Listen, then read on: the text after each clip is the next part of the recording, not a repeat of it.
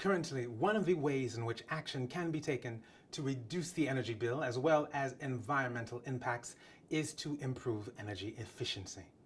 Monitoring key performance indicators enables energy efficiency initiatives to be evaluated. Now, what is a performance indicator and how is it used? Well, we will start by characterizing a key performance indicator used in pumping, specific energy. Then we will look at why it is worthwhile monitoring this indicator over time and undertaking one of several benchmarks. A consumption value alone from an electricity meter has a limited interest because it does not provide information on a facility's performance. On networks and borehole sites, the major energy consumption activities are aligned to pumping. It is therefore wiser to use an energy performance indicator called pumping specific energy, allowing consumption to be standardized and therefore performance to be evaluated. We use this for the relationship between power pump units and flow rate multiplied by the total dynamic head, TDH. These quantities are determined for a given period of time and scope. Electricity power is expressed in watt or in kilowatt. Flow rate is expressed in cubic meters per hour. TDH is expressed in meters of water column. A specific energy in pumping is thereby expressed in watt-hour per cubic meter per meter of water column or kilowatt-hour per cubic meter per meter of water column. Specific energy may be calculated for a pumping station, for several pumps in parallel, or for a single pump. Specific pumping energy may be easily calculated on the site thanks to instruments such as a flow meter, a pressure gauge, and a power analyzer. Now, it then helps to obtain the power pump unit's efficiency directly via the following ratio.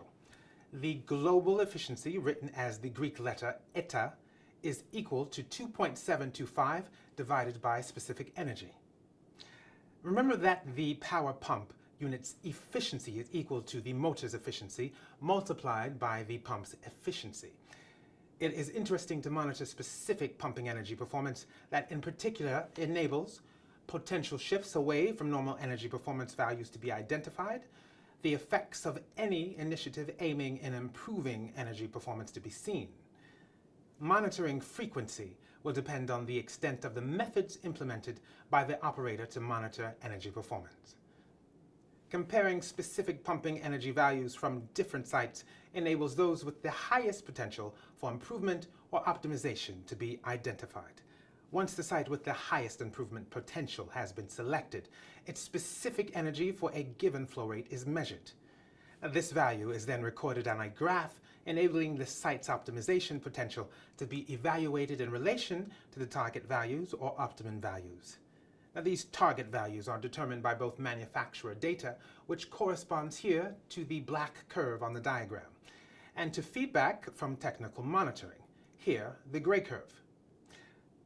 Above a certain threshold, value optimization implementing initiatives will always be worthwhile. Before carrying out benchmarking, it is important to carefully determine the factors that can influence energy performance. These factors are as follows. The category of pump used, i.e. centrifugal pumps or displacement pumps, the type of site, i.e. tube wells, a lift station, or a surface water pumping station, and lastly, the size of the facility that can be seen via the installed capacity or the operating flow rate, or TDH. A benchmark is a relevant tool in identifying the potential for improving energy performance. However, interpreting the results requires a critical analysis. What you need to remember. An energy performance indicator corresponds to a ratio reflecting energy consumption for a service's production. Now, in the case of a pumping station, this indicator is called specific energy and is equal to the electrical power divided by the flow rate multiplied by the TDH. Monitoring this energy indicator enables deterioration or an improvement in energy performance over time to be characterized. Lastly, establishing a benchmark enables a facility to be positioned against others and the potential avenues of improvement to be identified.